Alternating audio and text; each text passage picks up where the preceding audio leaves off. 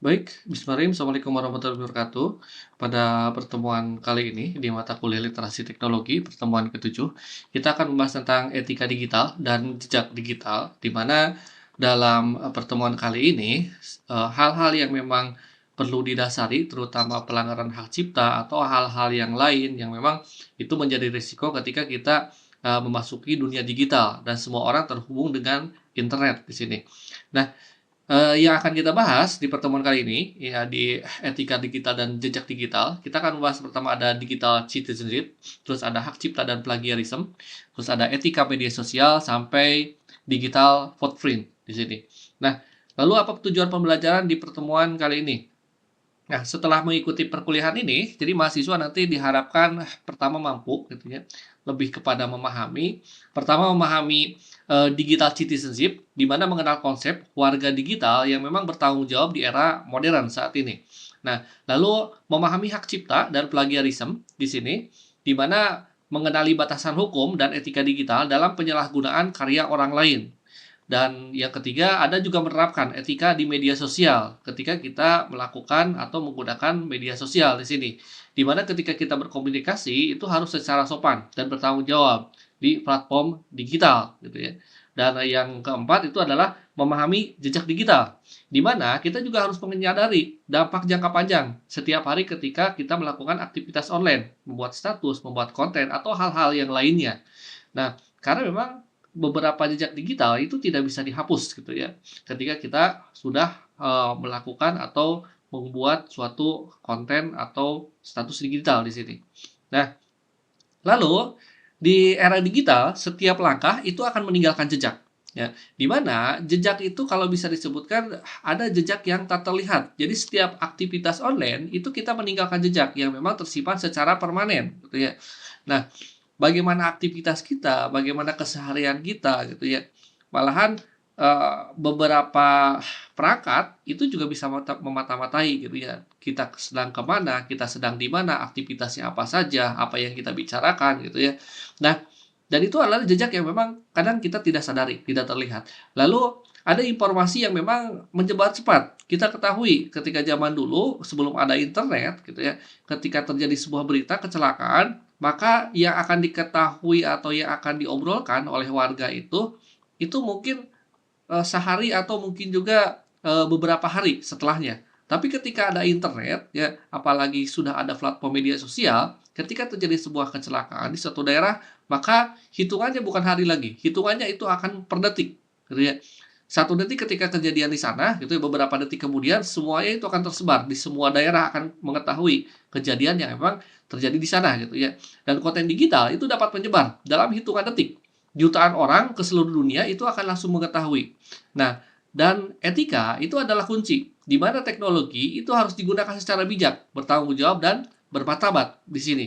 Nah, lalu apa sih konsep utama dari digital citizenship? Jadi, ketika kita mengetahui sebagai warga negara yang baik, yang taat hukum, maka berbeda lagi ketika kita menjadi digital citizenship.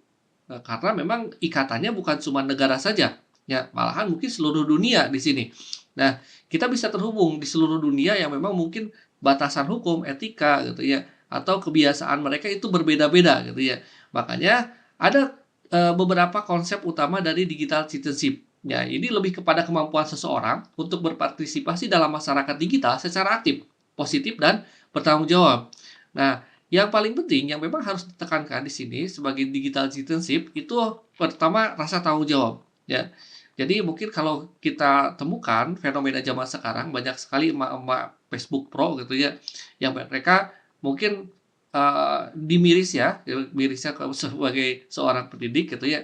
Kadang-kadang mereka memang membutuhkan uang, membuat suatu konten yang memang setiap hari dikejar gitu, supaya mendapatkan uang. Tapi kadang-kadang beberapa, tidak semua gitu ya, beberapa oknum gitu, eee, emak-emak Facebook Pro membuat konten yang memang kalau bisa disebutkan konten dewasa di sini. Ya, yang memang tidak harus, dikonsumsi oleh semua orang gitu. Malahan kalau bisa disebutkan secara menyeluruh itu tidak ada faktor pendidikannya gitu ya, tidak ada maknanya di sini, malahan mungkin akan berefek buruk ya.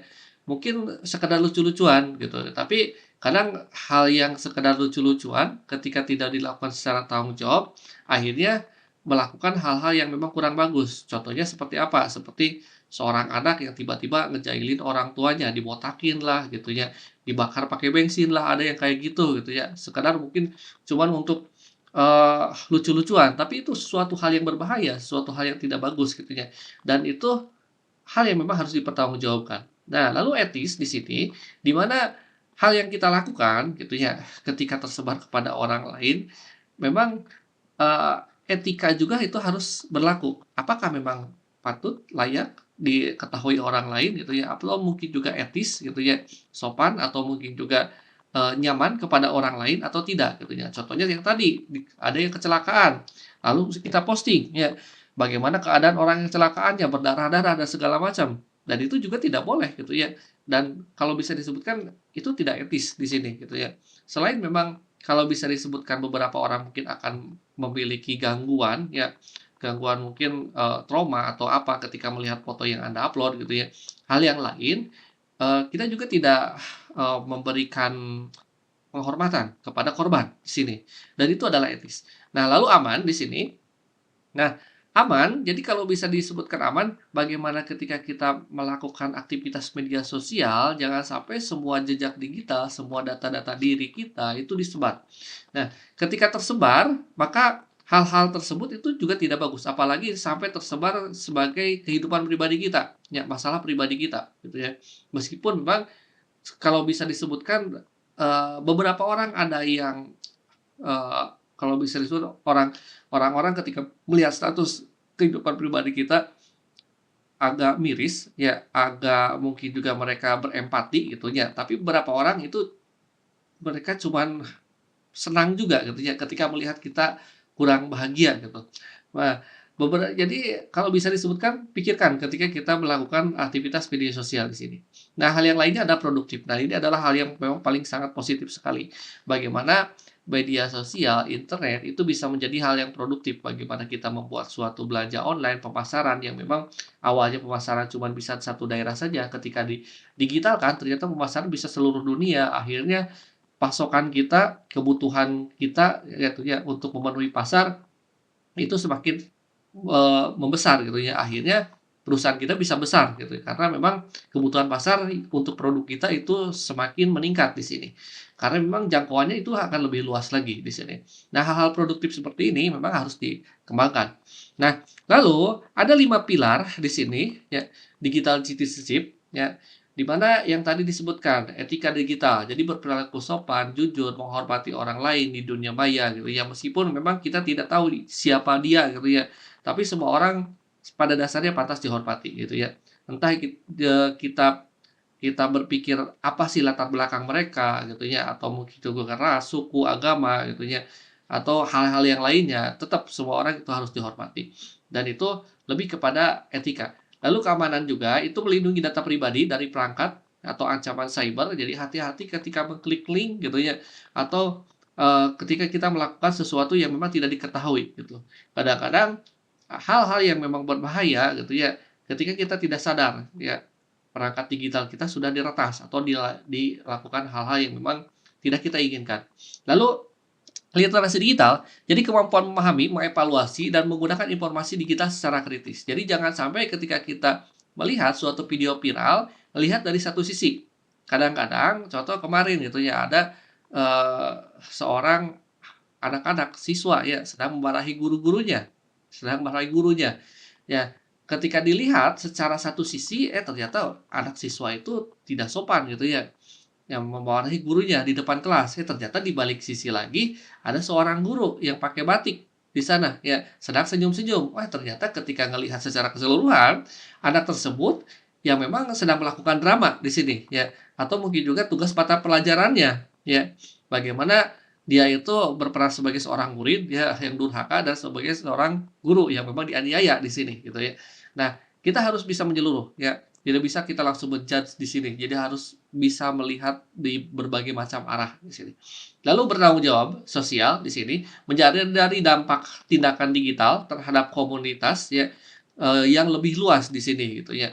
Jadi hal yang memang paling penting ya, yang paling penting itu yang pertama kita tidak boleh menyinggung nama secara langsung gitu ya.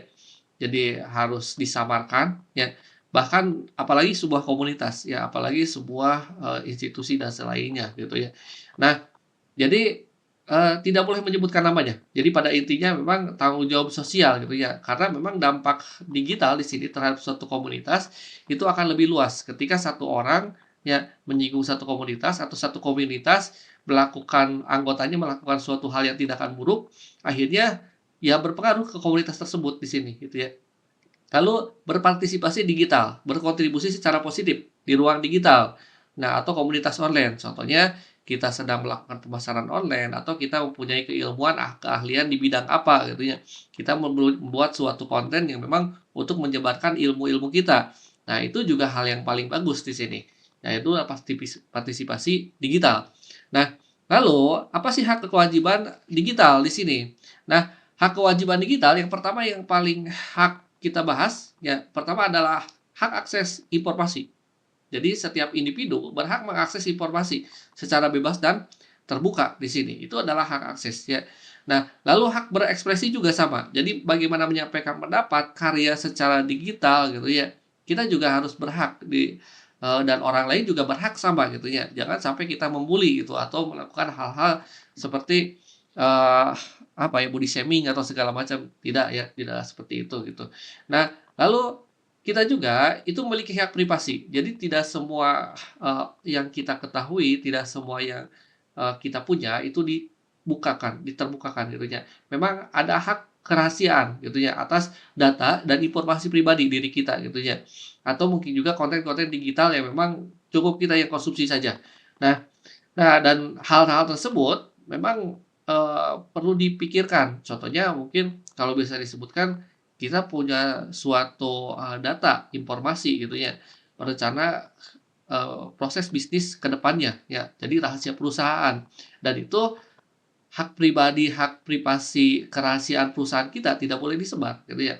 Karena ketika disebar, ya perusahaan kita akan rugi, orang akan mengikuti, akan copy paste di sini gitu ya. Nah, lalu kewajiban jejak digital. Nah, sedangkan untuk kewajiban, yang pertama, ketika kita melihat konten orang lain gitu ya, kita harus menghormati orang lain. Jadi berinteraksi dengan sopan, baik, tidak boleh melakukan perundungan secara online gitu ya. Nah, atau mungkin juga yang tadi body shaming atau menertawakan orang yang, kurang ada kekurangan atau yang lainnya, itu juga tidak boleh. Kita harus menghormati orang lain. Entah latar belakangnya apapun itu ya entah, ras, suku, agama, budaya, negara, atau apapun itu, gitu ya. Nah, karena memang yang namanya satu bunga gitu ya, kalau di dalam, satu buket ya, di dalam satu satu jenis bunga itu tidak akan terlalu menarik gitu ya. Tapi ketika melihat banyak bunga dengan jenis warna yang berbeda, jenis yang berbeda, maka tersebut ya, buket tersebut, itu akan terlihat lebih bagus. Ya makanya itu adalah suatu keberagaman. Makanya manusia ketika melihat beragam itu adalah suatu hal yang bagus sejujurnya. Nah, lalu, eee, tidak menyebarnya hoaks di sini, jadi memverifikasi informasi sebelum kita membagikannya ke publik. Jadi pikirkan berulang-ulang kali gitu ya, sebelum kan kita memikirkan. Nah, jangan kita impulsif di sini gitu ya, karena emosi sesaat. Nah, lalu menjaga etika di sini, berperilaku sesuai norma digital yang berlaku di komunitas digital.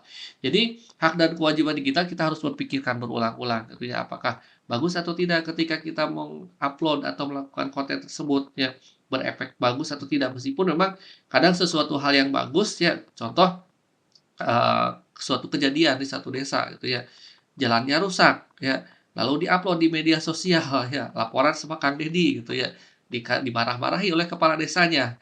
Nah, secara konten digital itu bagus gitu ya, karena memang mereka butuh bantuan, butuh, keadilan gitu ya, atau mungkin juga butuh fasilitas yang memang, menjadi hak mereka gitu ya. Tapi di lain sisi memang ada juga orang-orang yang memang mereka itu tersinggung gitu ya.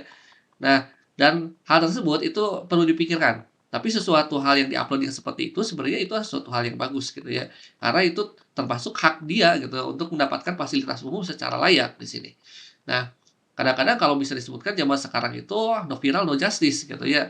Karena asas tertinggi hukum di negara kita, ya karena kata-kata orang di media sosial, kata netizen gitu ya, bukan UUD lagi gitu, malahan yang namanya viral gitu. Nah, viral itu menjadi, apa ya, kasta tertinggi katanya gitu.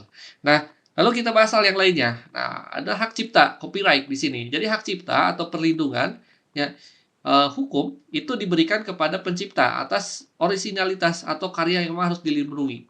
Terliput apa saja ya, meliputi apa saja.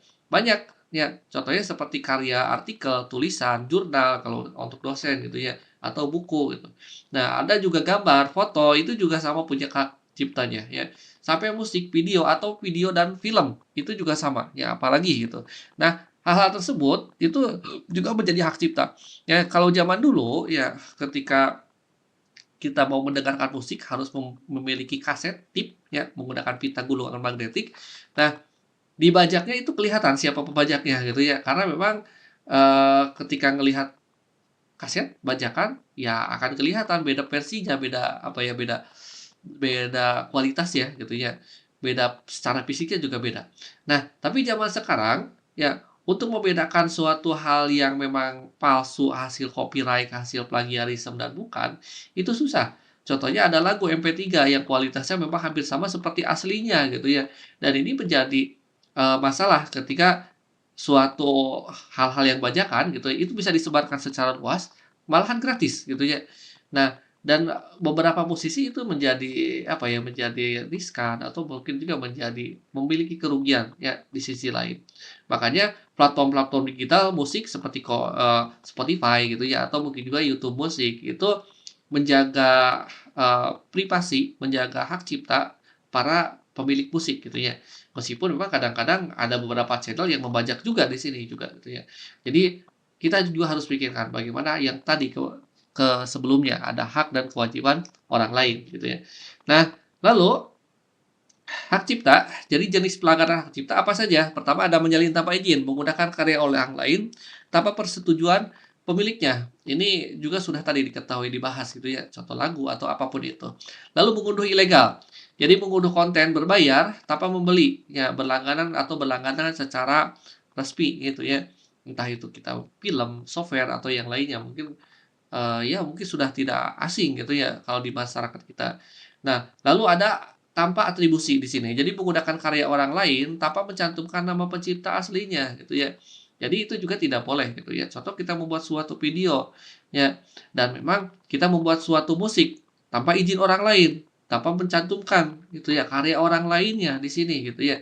Nah, akhirnya ketika kita mendapatkan uang gitu ya tidak diberikan, royaltinya kepada si musik yang kita pakai gitu. Nah, itu juga menjadi pelanggaran hak cipta, kecuali kita memakai suatu musik yang memang free copyright di sini, ya free lisensi, itu tidak masalah di sini.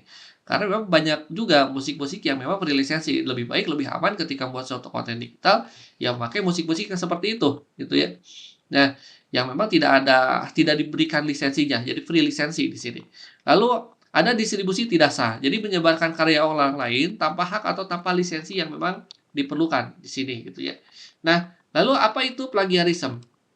Jadi plagiarisme ini adalah tindakan yang memang mengambil karya, ide, atau kata-kata orang lain menggunakan seolah-olah dia itu miliknya sendiri, ya mencaplok karya orang lain. Nah, tanpa disadari ya atau tanpa mencantumkan sumber aslinya yang tadi disebutkan. Jadi plagiarisme itu sebenarnya dianggap sebagai pelanggaran yang serius gitu ya. Baik mungkin kalau secara akademik maupun secara hukum secara keseluruhan di seluruh dunia gitu ya. Dan karena memang tidak akan kalau secara akademik itu tidak akan ada kemajuan di sini. Di mana contoh, kita mencaplok karya orang lain, ya, orang lain juga mencaplok karya kita, maka ilmu pengetahuan itu tidak akan pernah berkembang, ya. Karena memang pemikirannya ya satu saja itu. Tapi ketika kita punya pemikiran, dibuat sebuah jurnal, banyak pemikiran, banyak ide gitu ya, banyak penelitian, ya tanpa plagiarisme gitu ya, akhirnya ilmu pengetahuan itu akan berkembang karena semua orang itu sama-sama berpikir, ya, bukan sama-sama mencaplok di sini.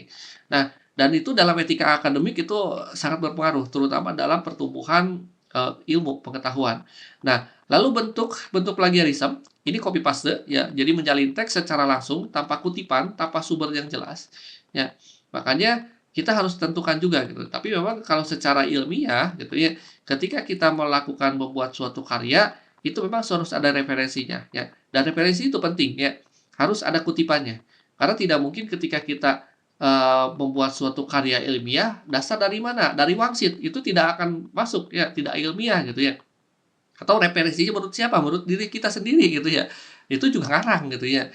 Karena memang yang namanya ilmu pengetahuan kita pelajari dari orang-orang terdahulu lalu kita kembangkan dan itu akan menjadi perkembangan ilmu pengetahuan. Bagaimana, kita ketahui contohnya teknologi mesin atau teknologi komputer yang memang sudah dikembangkan ratusan tahun yang lalu di sini gitu ya.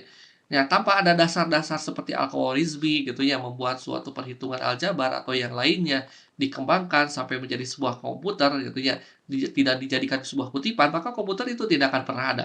Ya, makanya mengembangkan ilmu pengetahuan yang terdahulu menjadi sebuah, teknologi yang sekarang, itu adalah suatu kemajuan di sini gitu ya, dan itu ada suatu pengembangan ilmu pengetahuan ya. Jadi tetap kutipan itu penting. Lalu ada parafrase tanpa sumber. Jadi ketika kita menulis ulang ide orang lain gitu ya, dengan kata, benda, namun memang tidak menyebutkan sumbernya, itu juga tidak boleh gitu ya. Atau self plagiarism, jadi menggunakan kembali karya sendiri ya sebelumnya tanpa menyebutkan sumber aslinya. Ini juga tidak boleh sebenarnya gitu ya, meskipun itu karya diri kita sendiri. Ya, supaya apa? Supaya yang tadi disebutkan gitu ya, oh ada dasarnya gitu ya. Jadi, tetap sumber kutipan itu penting di sini.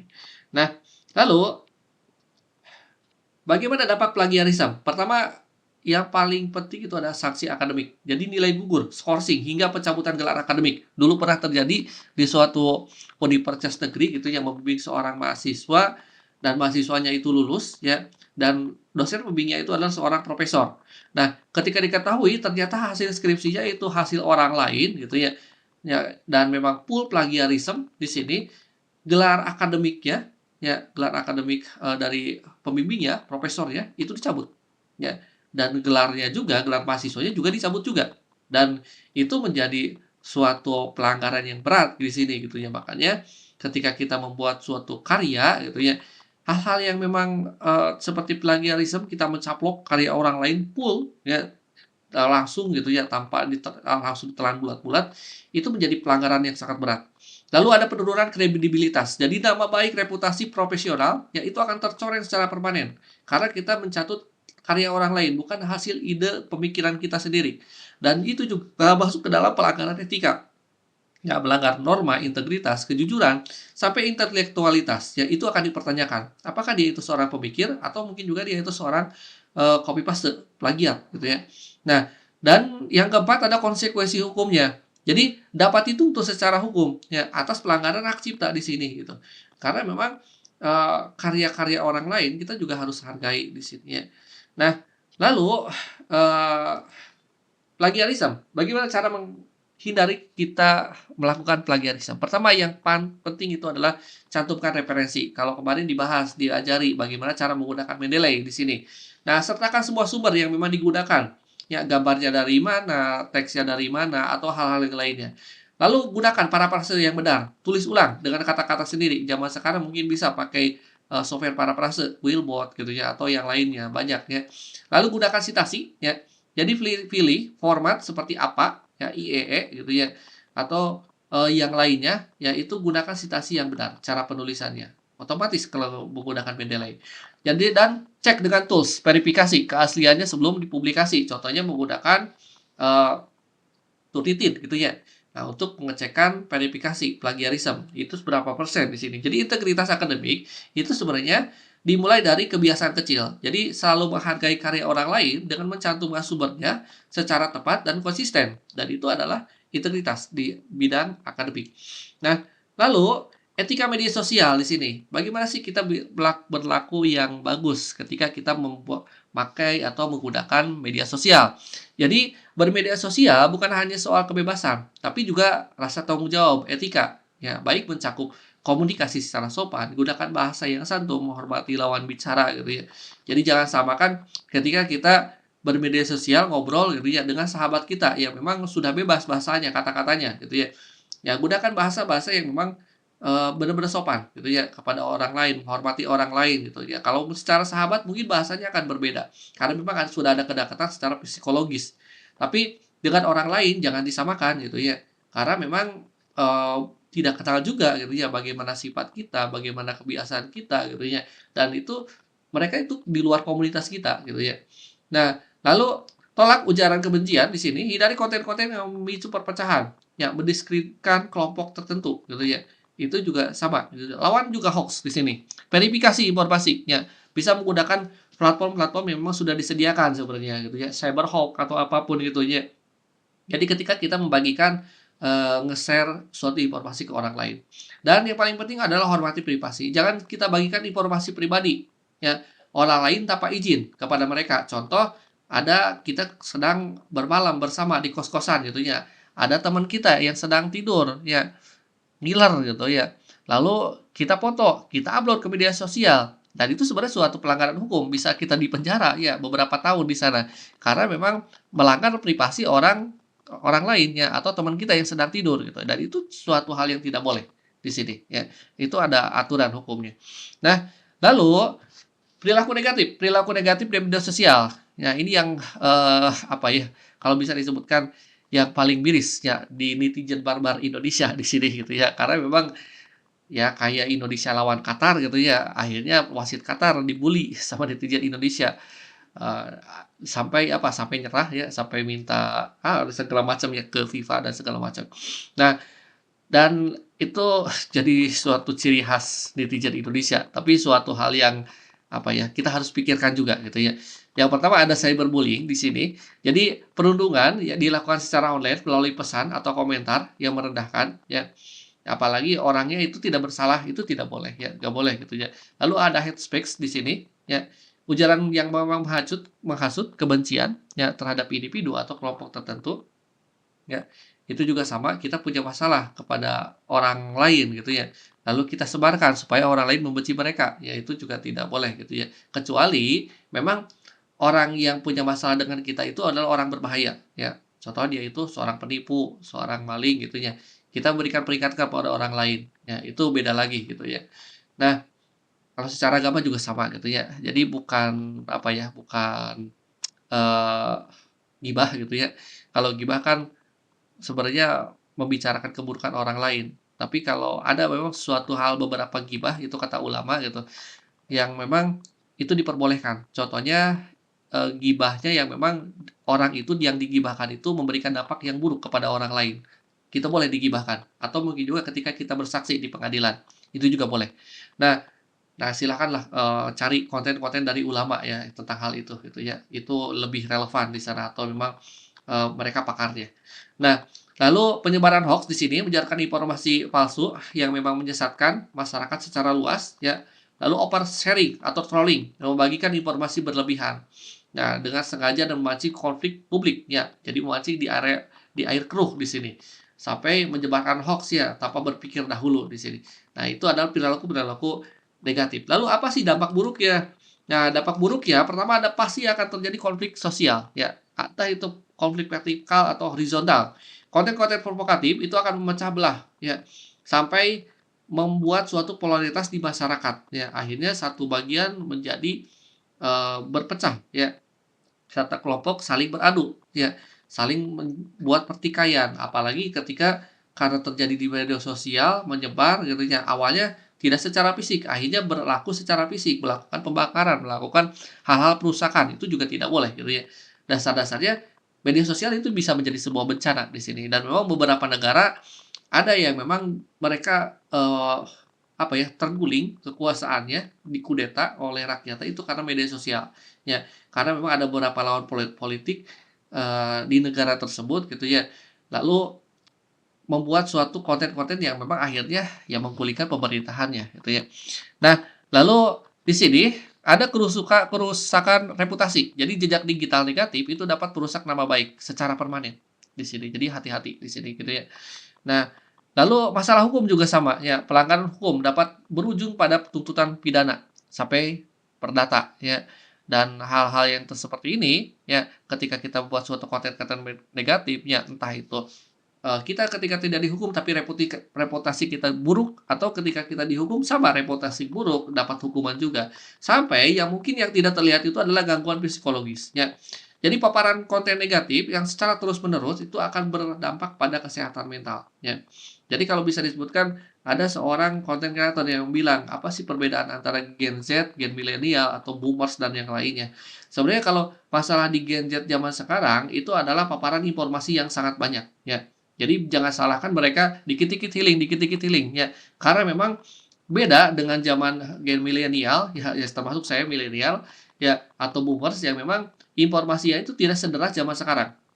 Nah, zaman sekarang, ya, banyak sekali konten-konten negatif yang memang membuat otak kita, membuat psikologi kita itu semakin tegang.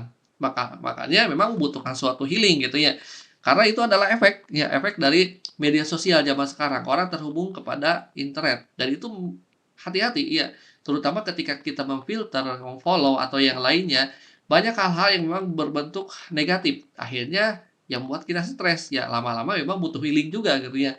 Supaya, lebih meregangkan hal-hal tersebut gitu ya. Nah, banyak sekali termasuk bagaimana ketika kita melihat kehidupan orang yang lain yang memang sangat sempurna gitu ya. Kita enak melihatnya, oh enak mereka jalan-jalan ke luar negeri gitu ya, pakaiannya bagus, perhiasan mahal, kendaraan bagus, rumah bagus gitu ya. Ya, kita enak lihat, tapi secara tidak langsung itu menjadi gangguan psikologi gitu ya. Apalagi kalau mental kita tidak kuat gitu ya. Makanya ya follow memang orang-orang atau follow akun-akun yang memang memberikan ketenangan secara psikologis di sini gitu ya. Nah, lalu hal yang lainnya ada digital footprint di sini, jejak digital itu akan selalu ada. Jadi jejak digital, rekam digital yang kita tinggalkan menggunakan internet itu mulai dari hal yang kecil sampai terbesar itu akan selalu tersimpan. Mulai dari postingan, komentar, ya, atau riwayat pencarian sampai aktivitas online dan data lokasi gitu ya. Nah, contohnya seperti apa? Contohnya dulu saya pernah membuat suatu, blogs gitu ya, untuk apa ya, untuk, organisasi mahasiswa gitu ya. Ada foto-fotonya, foto-foto senat zaman saya gitu ya, anggota senat, anggota MPM, BEM, dan segala macam. Ada gitu ya, nama-namanya siapa, fotonya siapa, ada. Tapi ketika si situs blog tersebut sudah tidak ada, hilang, foto tersebut itu masih tetap tersebar ke internet, masih bisa dicari sampai zaman sekarang gitu ya. Meskipun itu sudah tidak ada gitu ya. Karena memang itu menjadi suatu hal yang abadi gitu ya. Jadi kalau bisa disebutkan hati-hati, apalagi yang namanya blogs gitu ya, privasinya itu publik ya. Jadi hati-hati gitu ya. Termasuk ketika kita mau posting ya. Lalu riwayat pencarian, aktivitas online sampai data lokasi itu kita bisa dimata-matai. Nah, hati-hati gitu ya. Nah, lalu, aktivitas data lokasi apa yang terjadi? Ya, mungkin selain dimata-matai, ada juga orang yang memang jahat, berniat jahat gitu ya. Jadi ketika kita, melakukan suatu apa ya, sebentar, melakukan melakukan suatu aktivitas ya, liburan ya, lalu aktivitas kita diketahui orang lain, ya tanpa sadar ada orang jahat yang melihat aktivitas kita, lalu rumah kita dibobol karena diketahui tidak ada orang di rumah gitu ya. Dan itu hal yang memang apa ya, sangat riskan di sini gitu. Lalu ada 2 jenis data digital ya, ada jejak aktif, ada jejak pasif ya. Jadi kalau jejak aktif ini pengguna itu secara sadar membuat postingan, membuat video, ya membuat komentar atau mengisi formulir yang memang kita lakukan. Nah, ada juga jejak pasif, ya. Tanpa sadar gitu ya, kita dimata-matai yang tadi disebutkan gitu ya. Sistem itu mengumpulkan riwayat kita ya tanpa sepengetahuan kita. Entah itu riwayat penelusuran gitu ya. Kita menelusuri konten-konten apa gitu ya. Atau mungkin juga kata-kata apa yang mungkin contoh kata pornografi gitu ya yang kita cari. Nah, lalu hal yang lainnya data lokasi, cookies ya atau pelancaran perilaku kita. Ya, itu juga direkam ya secara digital. Oh, ini orang ini senang mencari hal-hal yang negatif gitu ya. Atau dia itu senang mengakses situs judul dan yang lainnya. Dan hal tersebut itu diketahui gitu ya. Nah, perlu disadari memang sebagian besar jejak digital itu bersifat pasif. Ya.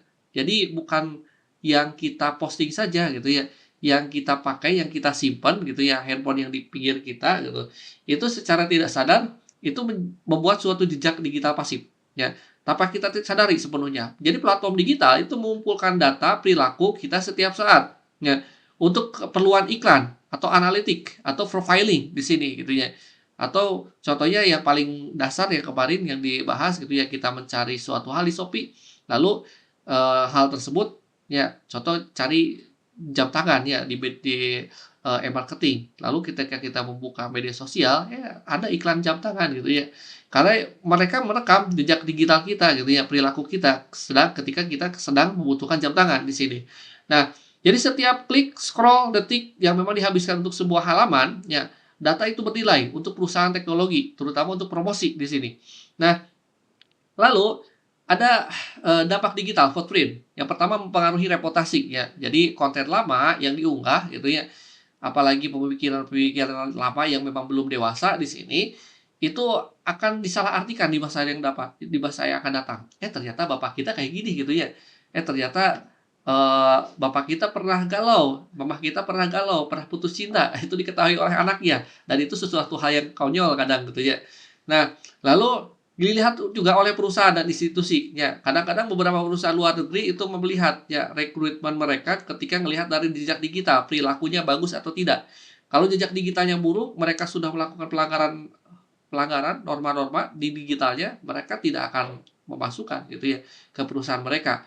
Dan itu tidak akan menjadikan seorang calon kandidat ya. Dan sebelum dibuat suatu keputusan ya.